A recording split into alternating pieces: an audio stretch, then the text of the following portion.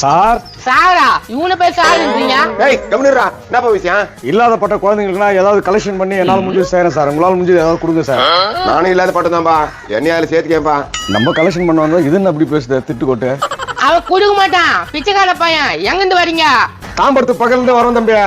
Phone ஊத்துனா யாருன்னு கேள்றா. அங்க இருக்கிற ஆசிரமத்துல இருந்து வரீங்களா? ஆமா தம்பியா, உங்களால முடிஞ்ச உதவி செய்யுங்க தம்பியா. ஒரு நாள் சாப்பாடாவது குழந்தைங்க சாப்பிடுவாங்க.